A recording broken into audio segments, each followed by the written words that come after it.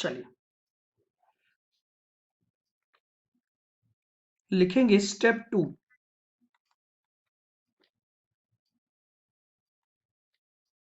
Prepare step 1 में मैंने आपको यह बताया कि आपने cost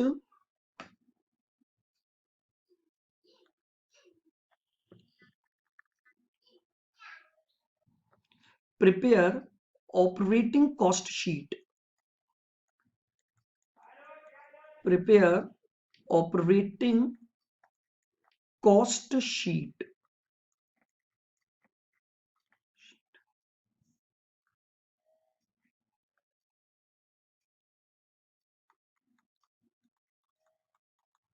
In the following manner, prepare operating cost sheet in the following manner। देखिएगा ऑपरेटिंग कॉस्ट शीट का मतलब क्या होता है, पहले थोड़ा सा ये लिख लो।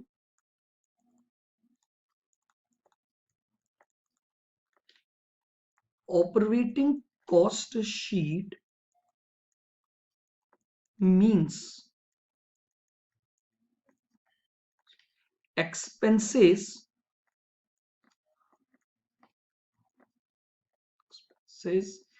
incurred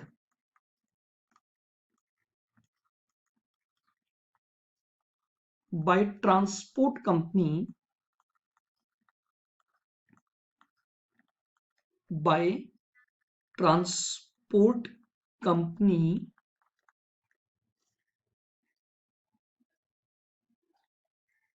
for providing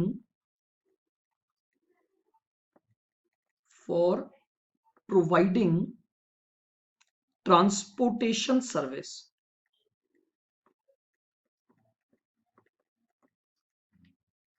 for transportation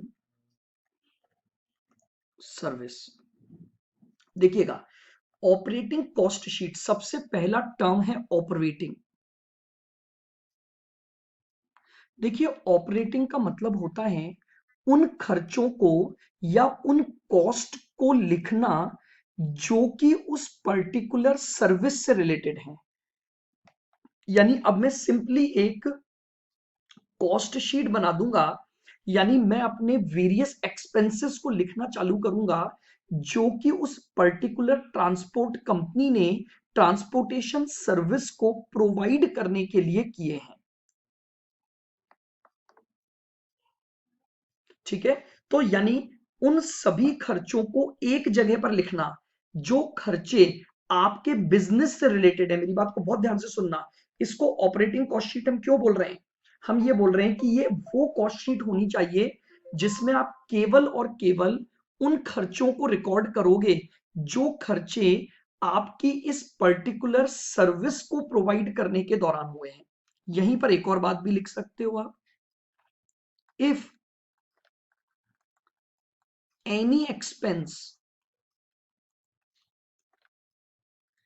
if any expenses which does not relate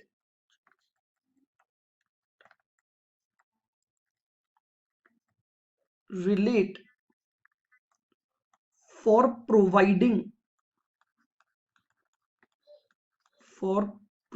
service, comma, should not be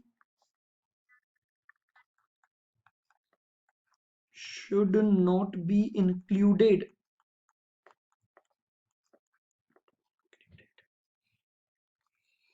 in cost sheet, should not be included in cost sheet। अगर आपने कोई भी ऐसा खर्चा किया है जो कि उस सर्विस से रिलेटेड नहीं है, जैसे फॉर एग्जांपल मैं आपको एक एग्जांपल देता हूं, फाइन या पेनल्टीज।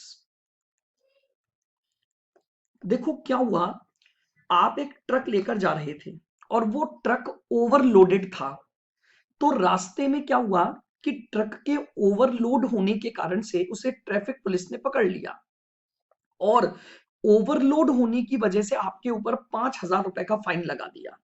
अब मुझे एक बात बताओ, क्या ये खर्चा उस सर्विस को प्रोवाइड करने का खर्चा मानोगे आप? क्या ये उस सर्विस को प्रोवाइड करने का ऑपरेटिंग खर्चा है? नहीं। फाइन्स एंड पेनल्टीज का उस बिजनेस के ऑपरेशन से कोई रिलेशन नहीं है, तो मैं उन खर्चों को ऑपरेटिंग कॉस्ट शीट में नहीं लिखूंगा। लेकिन हाँ, इसी में लिखना, इसी पॉइंट में, these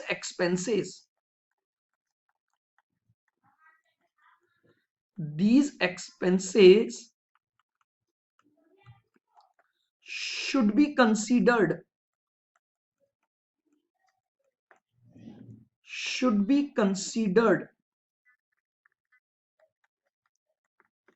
while calculating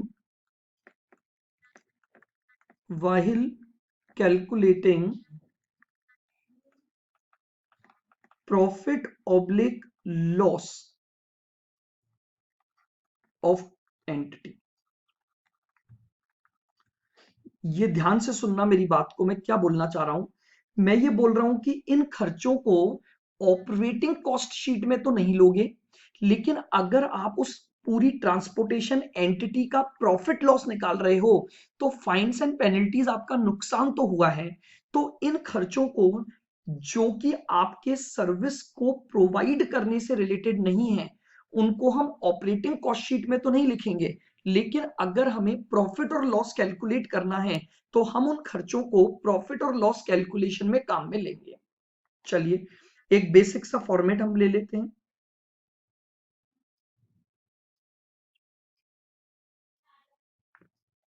बनाइए operating cost sheet.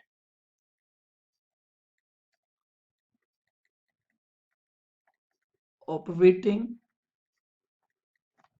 Cost sheet.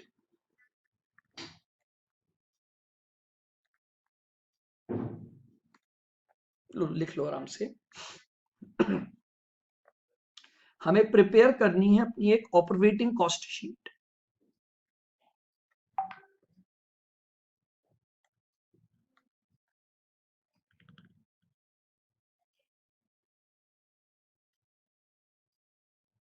हाँ जी, परफॉर्मा बनाएंगे ना। ऑपरेटिंग कॉस्ट शीट कैसे बनेगी आपकी? फॉर्मेट,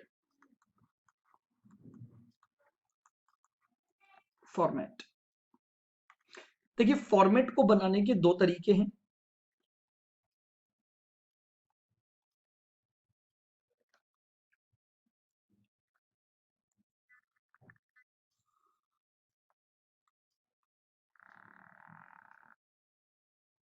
देखिएगा, अब आपके जितने भी ट्रांसपोर्टेशन से रिलेटेड जो सर्विसेज के खर्चे हैं, उन सबको हम यहां पर लिख देंगे। जैसे salary of driver,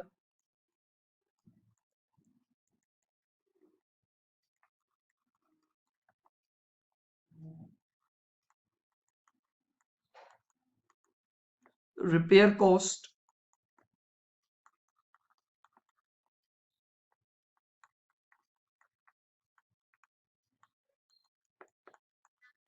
insurance cost, आपने अगर अपने व्हीकल का इंश्योरेंस करवाया है,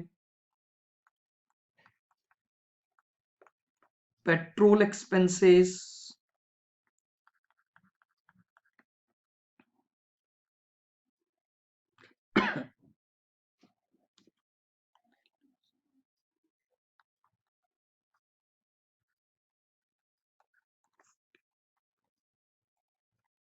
salary of cleaner,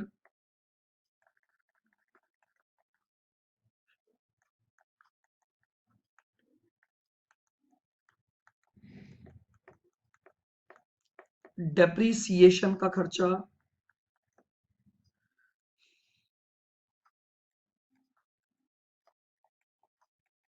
road taxes, अगर आपने कोई टैक्सेस पे किए हैं,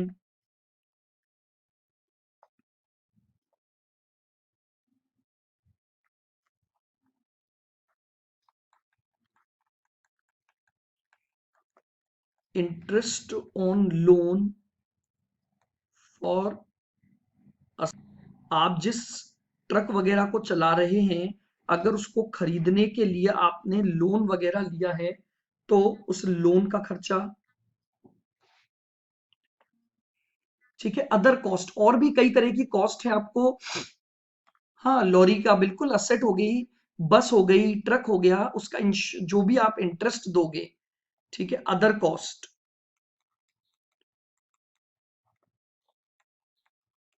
अदर कॉस्ट, और भी अगर कोई खर्चे आपको दे रखे हैं तो ये आपके पास इसकी ऑपरेटिंग कॉस्ट आ जाएगी।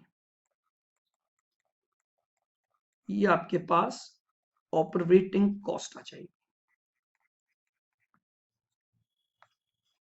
तो आप ऑपरेटिंग कॉस्ट शीट को इस तरीके से क्या कर सकते हैं, प्रिपेयर कर सकते हैं।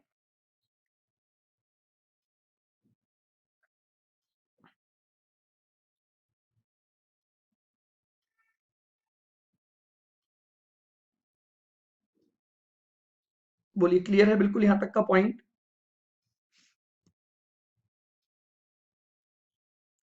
अब इसका हमारे पास एक और जो तरीका है वो है कॉस्ट को क्लासिफाई करते हुए अगर हम क्या करें, बनाएं। देखिएगा,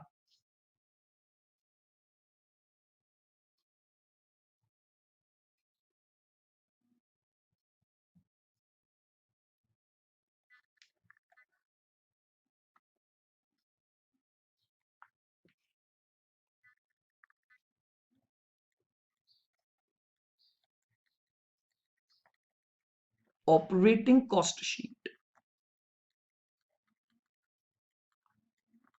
देखिए, देखिए किसी भी बिजनेस को रन करते समय आपके खर्चों की कैटेगरी बनाई जाती है। कुछ ऐसे खर्चे होते हैं जो कि फिक्स्ड नेचर के होते हैं।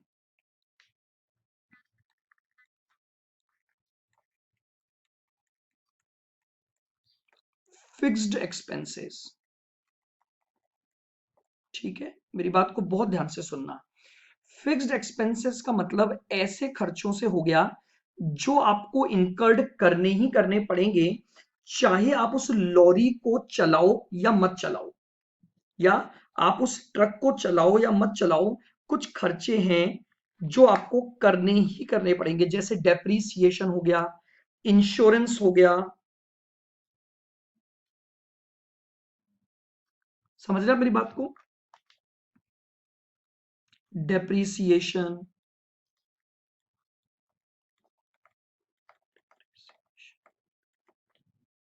Insurance,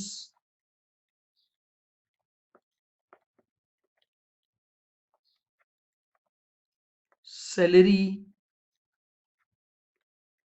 of driver, cleaning expenses. ठीक है, ये खर्चे हैं जो आपको करने ही करने पड़ेंगे, आप चाहे लॉरी को या उसको रन करो या मत करो। लेकिन दूसरे खर्चे होते हैं रनिंग एक्सपेंसेस, वेरिएबल, या उनका नाम है रनिंग एक्सपेंस।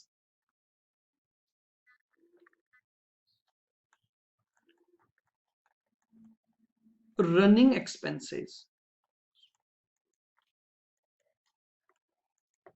ठीक है, रनिंग एक्सपेंसेस या वेरिएबल एक्सपेंसेस। अब मेरी बात को समझना, इसमें वो खर्चे आएंगे जो आप क्या कर रहे हो, उसको रन करने की वजह से इनकर्ड हो रहे हैं, जैसे repair,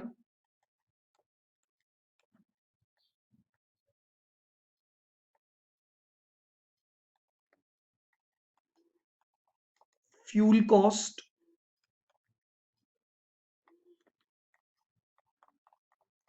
oil cost.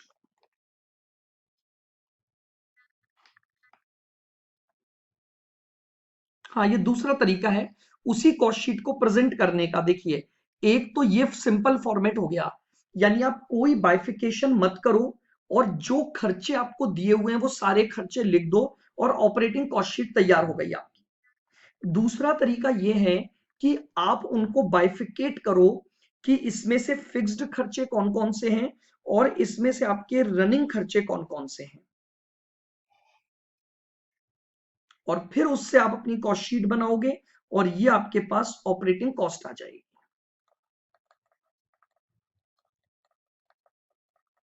Operating cost. अब मेरी बात को ध्यान से सुनना, देखो अगर क्वेश्चन स्पेसिफिकली बोल दे कि आपको फिक्स्ड और रनिंग में ही सेग्रीगेट करके बताना है, तब तो आपको यही फॉर्मेट फॉलो करना पड़ेगा। भाई अगर क्वेश्चन ने खुद स्पेसिफाई कर दिया कि आपने जो खर्चे किए हैं आपको उन खर्चों को सेग्रीगेट करना है, फिक्स्ड में, वेरिएबल में, सेमी वेरिएबल में, जितने भी तरह के खर्चे हैं, तो आपको यही फॉर्मेट फॉलो करना है। अदरवाइज ऐसा कोई रूल नहीं है, आप चाहें तो डायरेक्ट क्वेश्चन को इससे सॉल्व कर सकते हैं, ये फॉर्मेट आसान होता है। क्योंकि प्रॉब्लम क्या है, मान लीजिए आप सेग्रीगेट कर रहे हैं और आपने कोई आइटम गलत सेग्रीगेशन में डाल दिया तो मार्क्स कट जाते हैं। तो आप बेस्ट क्या है, आपको दोनों फॉर्मेट आने चाहिए। अगर क्वेश्चन स्पेसिफाई कर दे कि आपको सेग्रीगेट करके ही बनाना है, तो आपको फिक्स्ड को अलग लिखना पड़ेगा और रनिंग खर्चों को अलग लिखना पड़ेगा। लेकिन अगर क्वेश्चन का फोकस इस बात पर नहीं है कि आपको उसको सेग्रीगेट करना है, तो इट इज बेटर कि आप क्या करें, आप सारे खर्चे क्वेश्चन को पढ़ते जाएं और सारे खर्चे को बाय नेम लिखते जाएं और आपकी ऑपरेटिंग कॉस्ट शीट बनकर तैयार हो जाएगी। तो this is our step number 2। हमें एक ऑपरेटिंग कॉस्ट शीट बनानी है फॉर प्रोवाइडिंग द सर्विसेज। चलिएगा, आइए step number 3।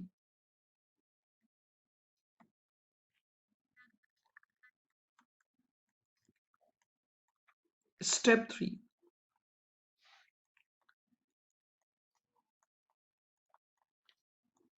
Calculate cost per unit of service.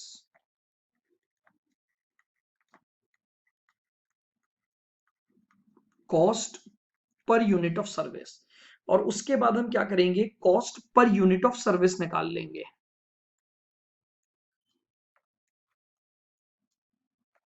Cost per unit is equal to total operating cost. Total operating cost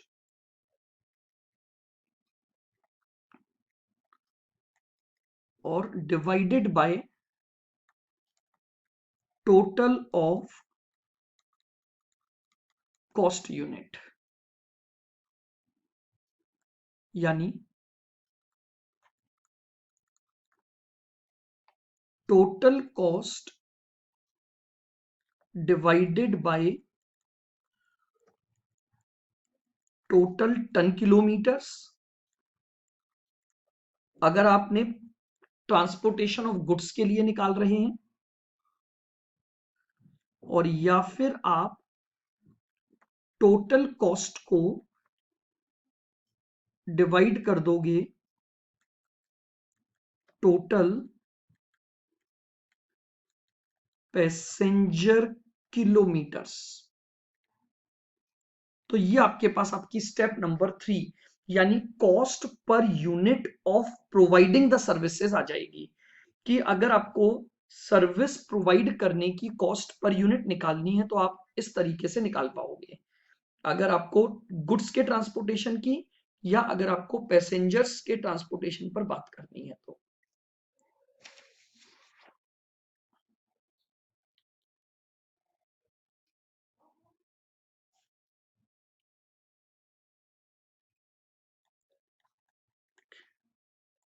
note,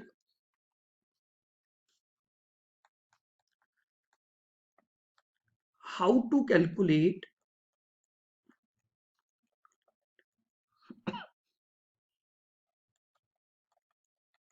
fare to be charged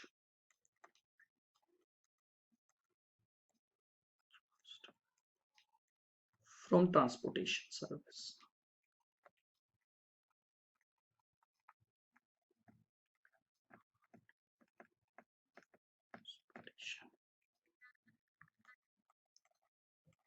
अब बहुत simple सी बात है, देखिए अगर मान लीजिए आपको ये निकालना है कि किराया कितना चार्ज करना है, जनरली ये कैलकुलेशन यहां पर पैसेंजर्स के केस में मांगी जाती है। जैसे फॉर एग्जांपल आप सोच के देखिए, अब आपने कहीं पर भी रेल के द्वारा यात्रा की है, तो रेल टिकट पर फेयर लिखा हुआ होता है। वो फेयर कैसे कैलकुलेट हुआ होगा भाई? जो रेल है अगर वो पैसेंजर्स को लेकर जा रही है तो आपसे एक किराया लिया जाता है, ठीक है? तो अब हम बात कर रहे हैं कि उस ट्रांसपोर्टेशन सर्विस का किराया आप कैसे निकालते होगे, बताओ। आप क्या करते होगे, बहुत ध्यान से सुनना। सबसे पहले आपने टोटल पैसेंजर किलोमीटर से जब डिवाइड किया तो जानते हो आपके पास क्या आ गया, पर पैसेंजर पर किलोमीटर की कॉस्ट कैलकुलेट हो गई। बहुत ध्यान से सुनना, इस फॉर्मूले को जब आपने अप्लाई किया तो आपके पास जो रिजल्ट आया वो रिजल्ट क्या आया? ये रिजल्ट आया पर किलोमीटर पर पैसेंजर। यानी अगर एक पैसेंजर 1 किलोमीटर की दूरी तय करेगा तो ये कॉस्ट इनकर्ड होगी। सबसे पहले क्या करेंगे, अगर हमें किराया लेना है तो उसमें प्रॉफिट मार्जिन भी जुड़ेगा। तो देखो हम क्या कर सकते हैं,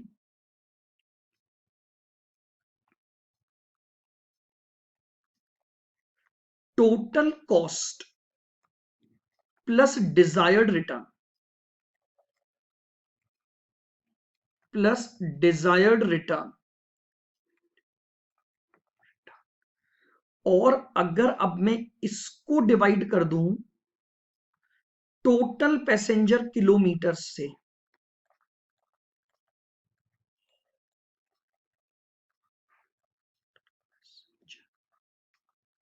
बताओ इससे क्या आ जाएगा आपके पास? फेयर पर पैसेंजर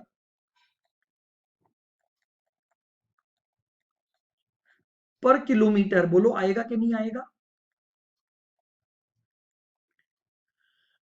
मैंने टोटल कॉस्ट में डिजायर्ड प्रॉफिट ऐड कर दिया, यानी इतना मुझे और कमाना है, और फिर मैंने उसको पैसेंजर किलोमीटर से डिवाइड किया। तो व्हाट डज इट मीन कि मेरे पास अब जो वैल्यू आएगी वो आ गई कि एक पैसेंजर से 1 किलोमीटर का कितना किराया लेना है। लिख लिया यहां तक? ये जो कैलकुलेशन आई ये आ जाएगी मेरे पास, एक पैसेंजर से 1 किलोमीटर का कितना किराया चार्ज करना है। Now hence total fair charged,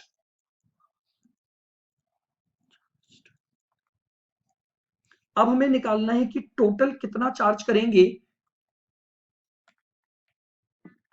ये हमारे पास आ गया पर पैसेंजर पर किलोमीटर। अब जितने किलोमीटर जो पैसेंजर जाएगा इससे मल्टीप्लाई कर देंगे, यानी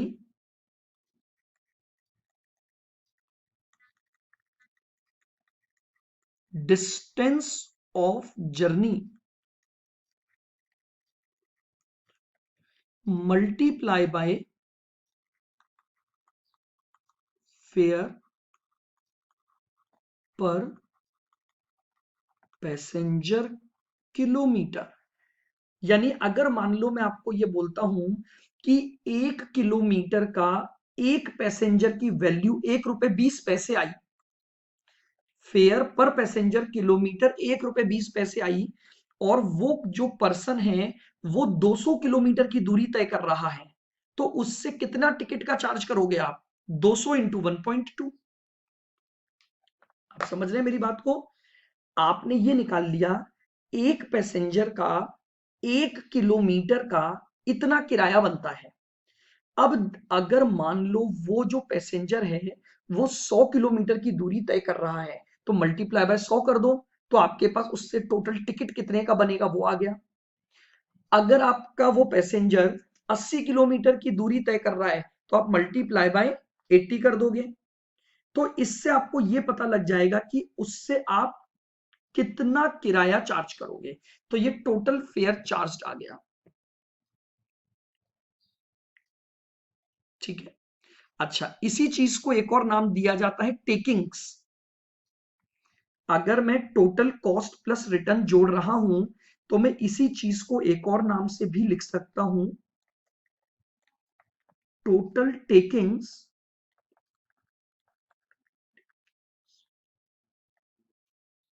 डिवाइडेड बाय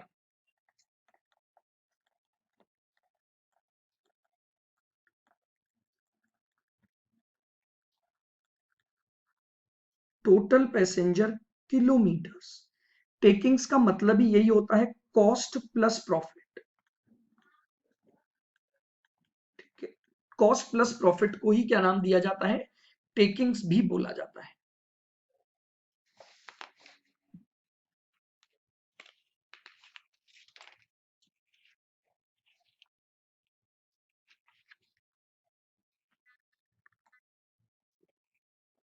नोट,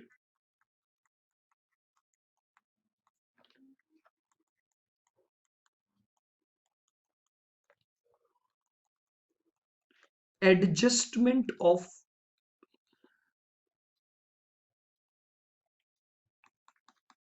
टैक्स। मुझे एक बात बताइए, क्या अगर आप रेल का टिकट खरीदते हो या फ्लाइट का टिकट खरीदते हो तो उसमें टैक्सेस जुड़े हुए होते हैं या नहीं होते हैं?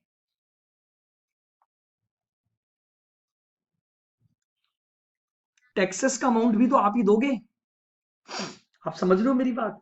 कई बार एग्जाम में क्वेश्चन में टैक्स का भी एडजस्टमेंट आ जाएगा, पैसेंजर टैक्स लग रहा है। अब मुझे बताइए टैक्स किस अमाउंट के ऊपर लगता है?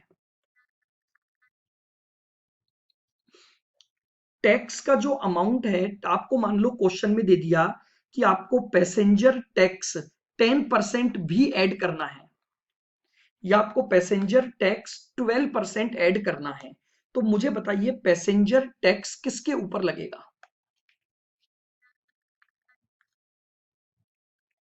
क्लियर है? मेरे हिसाब से सबको क्लियर है। कॉस्ट नहीं विशाल, कॉस्ट पर लगाओगे या फेयर जितना टिकट होता है उसकी वैल्यू पर लगेगा? क्या आपको टिकट की वैल्यू में कॉस्ट और प्रॉफिट पता होता है अलग अलग? आप कभी अपना टिकट देखना, आप कहीं भी जाओ ना तो टिकट को एनालाइज करना, आपसे जितना फेयर लिया गया होगा उसमें टैक्स ले लिया जाता है। हाँ, वो टैक्स उस पर बेस्ड या उसको इंक्लूसिव करके हो सकता है, मैं उस पर बात नहीं कर रहा हूं। मैं तो एक नॉर्मली बात कर रहा हूं कि आपसे जो टैक्स लिया जाता है वो फेयर में इंक्लूड कर देते हैं वो, यानी टैक्स टेकिंग्स पर लिया जाता है। तो लिखो, taxes are recovered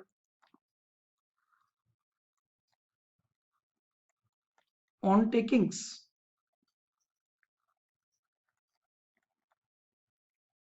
takings, taxes are recovered on takings. Clear? बिल्कुल। भाई आपकी जो टिकट की वैल्यू है वो टैक्स को इंक्लूड करके होती है। ठीक है, अब ये दो तरह से क्वेश्चन पूछ सकता है।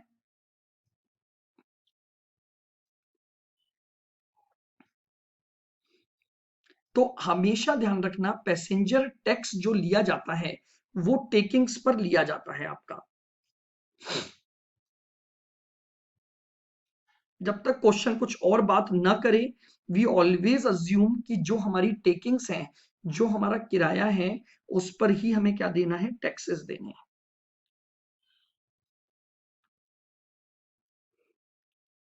क्लियर है बिल्कुल ये पॉइंट भी? और एक लास्ट पॉइंट आप लिख लें, फिर हमारी पहली सर्विस कंप्लीट है, transportation service. Note,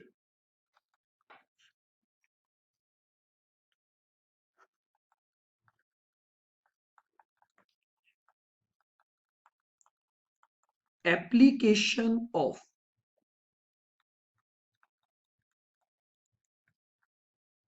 concept of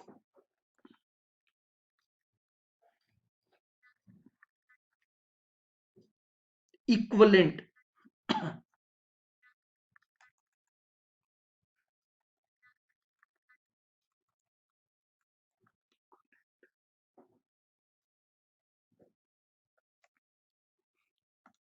application of concept of equivalent units.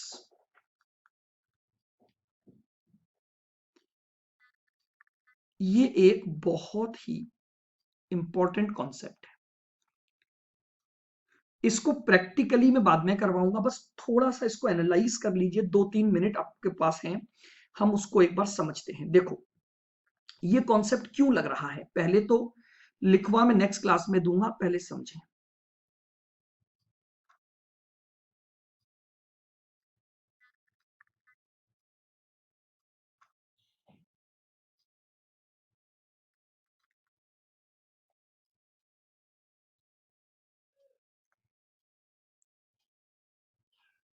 देखिए ये क्या है, ये है एक स्कूल बस,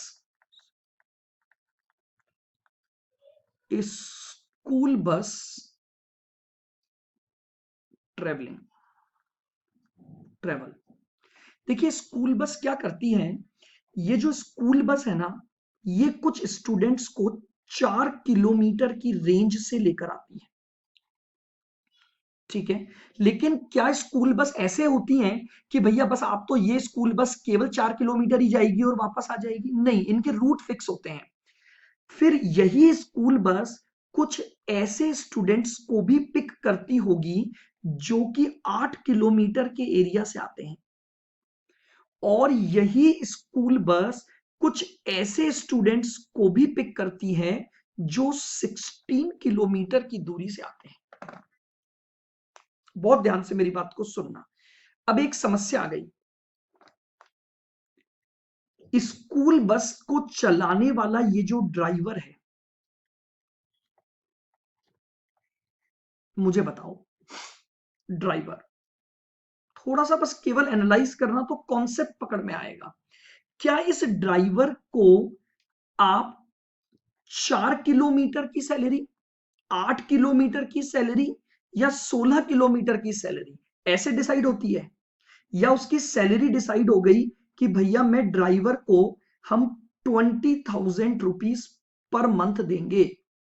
बहुत ध्यान से मेरी बात को सुनना। लेकिन अब एक प्रॉब्लम हो गई। प्रॉब्लम क्या हो गई, क्या आपको नहीं लगता कि ड्राइवर की कॉस्ट 4 किलोमीटर की अलग बननी चाहिए, 8 किलोमीटर की अलग बननी चाहिए, और 16 की? अगर मैं कॉस्ट पर स्टूडेंट निकाल रहा हूं, 4 किलोमीटर के स्टूडेंट के लिए भी ड्राइवर की वही कॉस्ट, 8 किलोमीटर के लिए भी ड्राइवर की वही कॉस्ट, या 16 किलोमीटर के लिए भी वही कॉस्ट? बताइए क्या ये ठीक है?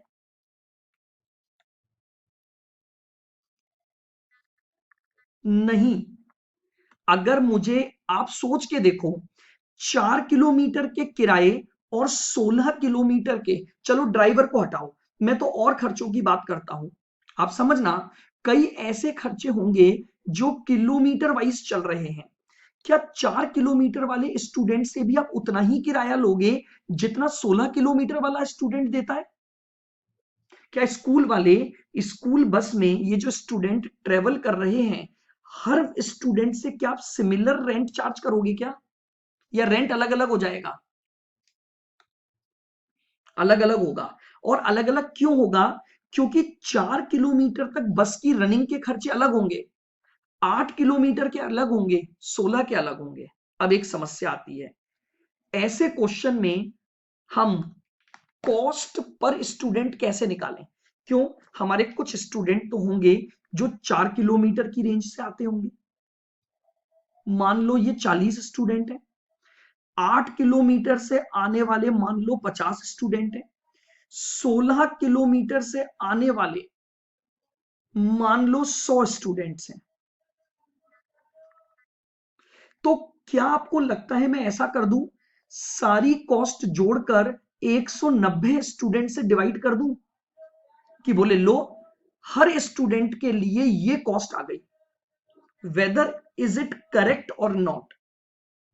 क्या मैं सारी कॉस्ट को जोड़कर 190 स्टूडेंट से डिवाइड कर दूं और बोलूं भैया हर स्टूडेंट के ऊपर ये कॉस्ट है और इसमें ये प्रॉफिट जोड़ दो, तो हर स्टूडेंट इतना बस का रेंट मतलब फीस देगा।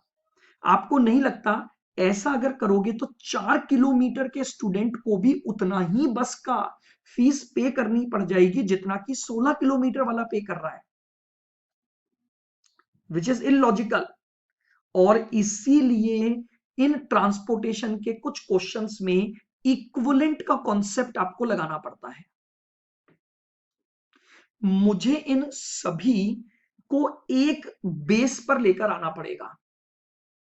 इक्विवेलेंट का यहां पर मतलब है एक इक्वल बेस पर लाना, और तभी मैं अपने खर्चों को उनमें बांट पाऊंगा।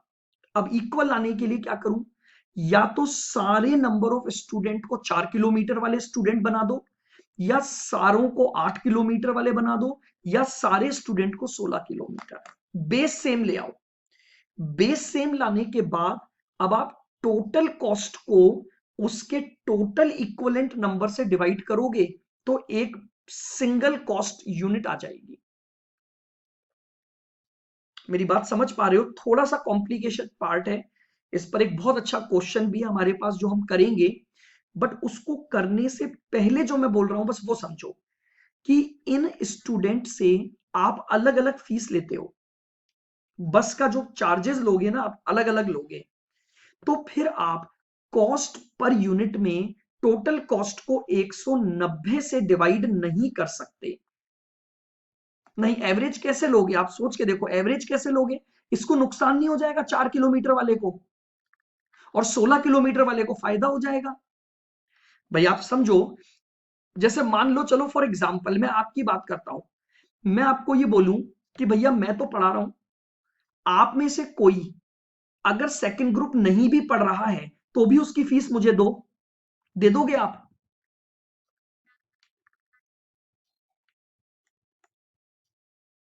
क्यों नहीं दोगे? क्योंकि आपने सर्विस ही अवेल्ड नहीं की। तो 4 किलोमीटर वाला बच्चा 16 किलोमीटर वाली फीस क्यों देगा बताओ? 4 किलोमीटर वाला स्टूडेंट 16 किलोमीटर की फीस पे नहीं करेगा। वो बोलेगा मैं 4 किलोमीटर की रेंज से आ रहा हूं तो मेरा किराया उतना ही होना चाहिए। बोलिए, मेरे हिसाब से अब ये बात क्लियर हो गई होगी सबको। हम नेक्स्ट क्लास में इसको और डिटेल में डिस्कस करेंगे विथ प्रैक्टिकल एग्जांपल्स।